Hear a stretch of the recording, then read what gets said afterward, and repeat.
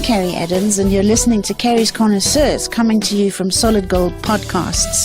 Here we talk to the movers and shakers, the drinkers, the dreamers, and all the people who make it happen in the liquor and luxury industries from around the world.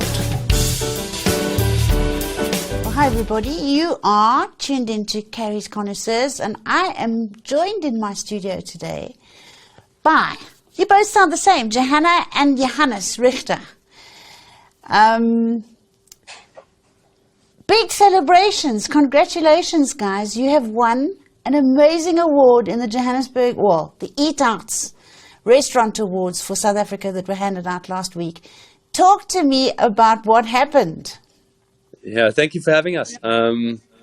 We obviously, still super excited and absolutely humbled by the fact that not only do we win 3 stars, which is the highest ranking in the new ranking system of Eat Out, but also won with the best rating and got the Restaurant of the Year award. And we came in with very humble expectations. Obviously, we always measure ourselves with the best restaurants in the country, but with our concept being a little bit different, we thought we had another couple of years of hard work left in us Well, we're going to talk about that concept, because you did indeed.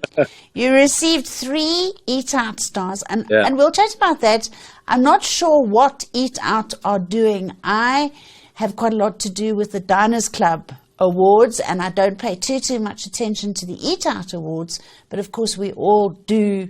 I mean, from a professional perspective, but we all do know that if Eat Out have endorsed you, you've got to be really good. And not only are you really good, but you, as you say, you received the country's best restaurant award. Yeah. So you're situated in Cowies Hill.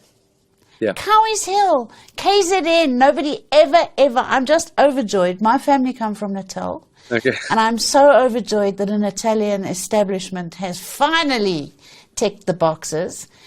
And it's called, you're part of Summerhill Guest House. Now, I can remember 1,000 years ago, the Goss family had a place in Natal called Summerhill Stud. It's got nothing to do with that. No. So, nothing. No, not at all. So give us a little bit of background and history about Summerhill and you two kids who have started this restaurant, started the guest house. Brag. You've got 20 minutes. Brag as much as you like. Yeah, so long story short, when I was 3 years old, my parents immigrated from Germany to South Africa and fell in love with this property that had this old sign named Summerhill in front of the gate, and that's where the name came from. So it goes. And Cowies Hill is extremely pretty. It's a very, very pretty part of the world, isn't it? All the rain we've had, everything's lush and green, and we overlook the whole city and the Indian Ocean at a bit of a distance. So it's a beautiful setting. And with this being my childhood home, where the living room is now situated, it obviously has a lot of heart and a lot of feeling in it from our side as a family as well. And with it being family run, I mean, Johanna does all the sommeliering in front of house, and I've run. I know she's going to get my full attention in a minute, because this is really a wine program. It's food and wine, but she's going to get it in a minute. And so we basically came back after gathering a lot of experience and meeting in Berlin, and came back to start off this idea where we wanted to create a concept that's very Durban centric and basically resonates Durban's culture, not by cooking traditional food, but by focusing on Durban ingredients and Durban diversity and trying to integrate that into our concept in food. Yeah. So your menu looks absolutely exquisite. It's big and it's long, and we're going to give all the listeners and watchers links to sort of go to and have a look and see, because it looks scrummy and delicious and pictures and things. But talk to us about the actual menu and what you're doing, because there's lots of fermentation of stuff and keeping stuff for the winter and for the summer, and it's interesting. Yeah. So basically, I mean, the ingredients that we have at our disposal here have a huge array of diversity. So on the one hand, we obviously got a lot of influence from Durbanites that originated from India a couple of generations back. We've got the African influences that we also try and integrate as much as we can. We've got the subtropics, we've got the Midlands. So basically, we've got this array of different vantage points that we try and give a bit of a platform. And amongst all of that, we also do a lot of foraging. So at the moment, in the rainy season, we've got an abundance of endemic and indigenous mushrooms that we forage, and they only come out now. So only when the rain hits. A lot of these are Timottomyces mushrooms, which are basically cultivated by termites, only are around at this time of the year. And we harvest as much as we can of them, can't use them all up, and need to find creative ways in trying to prolong their flavor and Can you dehydrate them? We dehydrate them. We make a mushroom garum, which is like similar to what the Asians do with fish sauce, but because mushrooms also have this rich protein source, you can garum with that as well. So we ferment it into like a mushroom style fish sauce. We have made pastes with it. We've got a lot of endemic fruit trees that we use for making wines and vinegars. And those are kind of the processes that we use to prolong these things. And Johannes, where was your training? Where did you train, or did you just learn from your mum? No. Or what did you do? I did a classical French apprenticeship in the Black Forest, so just on the German side of the French Alsace. And it was very, very classic. Yeah, I was blessed to end up in an establishment that was family owned and run. Very, very classic French brigade. Over 20 chefs with in-house butchery, patisserie, everything split up very classically into French sections. Everything was cooked fresh, and I think you can taste that influence in a lot of what we do. So now, well, one of the most fabulous restaurants I've ever eaten in my life. Yeah. Was down a few stairs in a little hidey hole in a dungeon underground in Rickweer, in Alsace. Yeah. I've never tasted it. It had 2 Michelin stars. It looked like it was my mother's laundry. It was tiny. It only had about 3 tables in it. And I can't remember. It was so long ago now, I can't remember the name. Yeah, but I had gone to visit the Hugel family, who, as you know, make beautiful wine in Alsace. Yeah. And, of course, some of those German and Alsatian wines are of the best in the world. Yeah. And that was where I went to that restaurant. And it was the same kind of food where the chef had foraged all over the place for his stuff. Yeah. And it just makes such a difference. It's so fresh. You can almost see it breathing on the plate still. You know, it's lovely. And do you specialize in meat, fish, poultry, vegetarian? What's your best? So I think, we've made the decision for various reasons not to serve any fish at the moment. For 3 years now, we've done not served any fish at all. And basically, why is that? It's just with difficulties regarding sourcing. Yeah, you look to me like you don't like fish, the way you're putting a face like that. I love fish. It's also actually a strength of ours. But it's just the oceans are not in a good place. And yes. And I don't want to be, or we don't want to be someone that in hindsight says, we didn't do anything about it. So that's our vantage. Yes. And and it is a bit controversial. Not everyone shares that opinion, but that's okay. You children, I hope there's going to be a big, soft, comfy cloud in heaven for all of you who are saving the planet. It's so commendable. But you've got doggle pork down the road, and my family live in the Midlands. So you've got lots of lovely organic stuff all around you, haven't you? Exactly. So we've got a lot of great organic veg farmers that support us, and obviously we feed off their passion. The same goes for meat. Dargle is a big one. Then we've got Blue Orange, who does all of our poultry and grows it to our specifications. We've got great venison that comes in. But I think one of the interesting vantage points that we have is that we do a lot of vegetarian food as well. So if you come in and do a tasting menu with us, you'll find that half of the 10 to 12 courses and bits and pieces that you get will be vegetarian, and I think people, because it's not really normed yet here in SA, it's also the dishes that seem to surprise our guests the most, because I think, people. Well, people are like my generation. We're terrified of vegetarian people. They're sort of like alien. Yeah, and I mean, who doesn't want a big lump of protein on your plate somewhere? Yeah, look, you have to have. I also share that love, but we make our own miso sauce, miso paste. We make our own shoyus, and the miso paste and the soy sauces that we make are all based on, or Durban inspired. So we use sorghum and dal, where others would use wheat and soy. Oh, lovely. And that obviously gives we use those a lot in our vegetarian dishes, and it just gives them a little bit of umami as well. And with the French base, we're also not so shy on our butter use.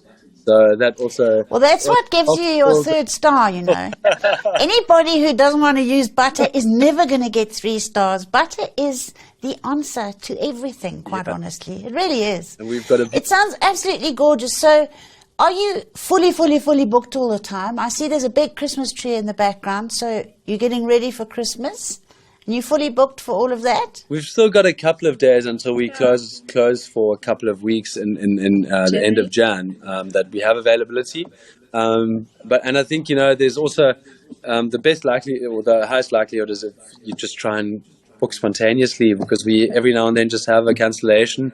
And is the restaurant open all the time? You don't have to be staying in the guest house. You can book at the restaurant, and you're open 6 days a week, or what do you? We're open 6 days a week. Bookings are essential, and we do dinner from Tuesday to Saturday, and lunch on Saturday and Sunday. So now, Johanna, talk to me about your wine list. Yeah, so... First of all, before you do that, yeah, did you change your name? Was it something else before? Or did you change it to Johanna to confuse people like myself? No, my mother-in-law, she says we did it to make it easier for her when she gets a bit confused. Okay, so talk to me about the wine list. You've got this amazing menu. How do you pair anything, or do you just put on there what you like? Generally, yes. Yeah. Good girl. Beautiful thing is that South Africa is such a beautiful, so we focus on South African wines. And the beautiful thing is that there's such a big diversity and so many different styles, and in winemaking, in terroir, in everything, that it's really a pleasure to pair Johanna's food with the wines. And it's also, we want to focus on smaller wine farms, because there's so much love and passion that goes into the food, that I also want to taste it in the wine. So, yeah. Yes, of course. So do you have a degustation menu, for example, where you pair? Talk to me about those. Yeah, so we always have a pairing, so you can decide if you want to do pairing or not. At the moment, we have about 200 positions on our wine list. And then, at the moment, or not. 200 on your wine list? Yeah. And do you keep them all in stock all the time? Yeah. If I don't have them in stock anymore, they come off the wine list, and it's like $1.99. But in general, I try. That's a big capital outlay, and it really does. It's one of the building blocks for me of a fabulous restaurant as opposed to a good restaurant, because as you know, if you're dining overseas, there are these extensive wine lists, and I've often tried to trick the sommelier at the restaurant and say, well, I think I'll have one of those, thinking it's so obscure that they'll never have a bottle in stock, and of course they always do. So it is one of the secrets of a very, very well-run establishment. So I'm really pleased to hear that. You obviously have a multitude of different grape varieties, so you've put something of everything, have you? Not everything, as there's like really a lot out there, but I try to keep everything a little bit covered. So it doesn't matter what your palate is. If you're looking for something classical, if you're looking for something skin fermented, if you're looking for something older, if you're looking for something fancy, funky. Yes. Especially in the pairing. So I try to use wines in the pairing that you maybe wouldn't order a bottle of, because people still tend to order the wines that they know. Yes. Pairing. So luckily our guests also accept this, because with the pairing you drink what I enjoy. because that's my pairing. So it's your prerogative, absolutely. It's one of the prerogatives of somebody who spent a long time studying. If I were to ask you, what's your current favorite South African red wine, and what's your current favorite South African white wine? Okay. Sure. I know it's hard, but just. You can change it again next month and I interview you again. But for today, what's your favorite? I think at the moment it's the Atlas from Weather Report, the 2019. It's one of my super favorites. Okay. One. Yeah, Cabernet. I'll share a bottle of that with you. Beautiful. And white wine. Wow. Maybe the same white. Yeah, I was also thinking the same white, the 19. Oh, I was thinking beautifully. Yes, well, David is one of the best. You know, he's an architect by trade, David Trafford. I didn't know. He's an architect, and normally we say to people he should have stuck to his daytime job or whatever, but I'm really glad that he didn't. But he started wanting to make wine because he's very cerebral, and his wines at Seine and the Trafford are very, very intelligent wines. So I agree with you. And I think all the Seine wines are lovely. Love and effort in the wines that you can feel, you can taste her wines. Yes. So if somebody were to want to come and have you got a long waiting list? Because I'm sure after having received this award, nobody's going to be able to get into your restaurant for love nor money for the next 3 months. Is that true? Not that hectic. There's always like a table of 2. The weekends is like full, but we always have cancellations. People are very, I think especially in Durban, are not so committing. We say this? Yes. Yes. So always, you must charge them, because you know what they're like. They'll book and then they won't pitch. So you must charge them. That's the step that we're going to take now. We just need to get our head around how we're going to get that administrative side. We do this for the weekends and when we are full. Yeah. But then like yesterday we had a table of 6 confirming because we call every day and then they didn't come. And it's like, then don't confirm. Then say, I'm not sure yet. No, it's not good. You know what they're doing in Cape Town now, interestingly enough?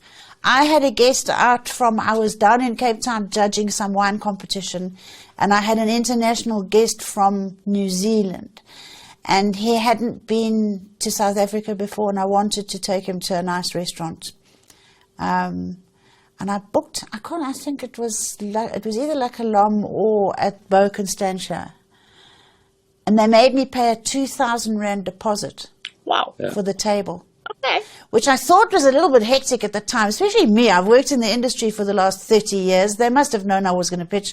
And he just said to me, Carrie, we have had to do that for exactly the same reasons that you're talking about now, is that people they book and don't pitch, and it's not right. And it's also like for yesterday, it was not that we still had space for 2 or 3 guests. But we turned away tables. We turned away tables, and we also that's throw the big away problem. food, because it's prepared, and then we have to throw it away, and this is no, it's not right. So I think maybe not 2,000 Rand a deposit, but a heavy enough one to make them want to come. Definitely. Yeah. Well, that's exactly the aim, is to have them come and not exactly. Not just. So what's on your dream list for the next sort of 2 years? You've obviously just realized one of your dreams, or 2 of them. You've opened your restaurant and you've received a fabulous award. What's your next dream that you want to realize? Have you thought about it? So we want to make the guest house, finish the renovations of the guest house. So the guest house is now 25 years. Johannes' mom started it with 5 rooms as a B&B, and now we have 15 rooms. Now our latest lovely. Just finished yesterday, so we are very excited. And then, just being able to travel again, and especially our 2 little kids, they also don't see so much of us. So yes, I think travel is quite high on everybody's agenda. But if you go anywhere near the airport, you'll change your mind in a hurry. It's a nightmare. It's an absolute nightmare. Yesterday I had lunch with Ken Forrester. Who had tried to come up from Cape Town to Johannesburg for a lunch that we were doing together. And he just said, it's like trying to get from here to Cairo. It's such a long trip, and the airports are full, and they're not properly serviced, and they're not, it's a nightmare. So traveling is a bit of a problem. So stick to your guest house for the time being. Have you got a website? We do, yes. It's summerhill.com. Which? Summerhill.com? KZN.com. Okay. Summerhillkzn.com. And our Instagram. They can go on, they can have a look. 100%. And for booking the restaurant, same website. Same website, just giving us a call or yeah. emailing us, yeah. We don't have an online booking platform for the living room. That is going to probably change. Yeah. Well, guys, all I can say is really, really congratulations, hearty congratulations from all of us. It's very heartwarming. I'm so chuffed for you. It's going to make such a difference. You're going to see your business will be catapulted into the stratosphere. All that hard work, all those sleepless nights, all those times when you thought, we can't do this anymore, it's all going to have been worth it, I promise you. I think the biggest gratitude that we can take from it is that the vantage point of putting a bit of South Africa onto plates is now also shifting a little bit. And I hope that people seeing us doing what we do, maybe it gives them the nudge to also get the courage to try and give us as South Africa a little bit more culinary identity as well. And that's I think it's brilliant. And I'm going to give you as much coverage as I can because I think it's brilliant. I love encouraging young South Africans to follow that dream of theirs because it's so nice when you see that dream. Sometimes it's very off-putting when you only see it at night when you close your eyes. No, definitely. It's lovely to wake up every morning and see it just in real life for you. It's gorgeous. So well done. I'm going to tell everybody, well, I'll let you know where we put this all up. Callum, my darling Callum, who runs my life for me as far as all of this is concerned, he will tell you where to find it all and where it is because I don't really know. But there will be podcasts, YouTube things. I don't know what he does, but we'll let you know. And we'll let everybody else know. And thank you so much. Good luck and happy Christmas to you. Yeah, thank you for having us, Carrie. All the best and happy Christmas. Such a pleasure. Cheers. Bye. Bye. Another production from Solid Gold Podcasts.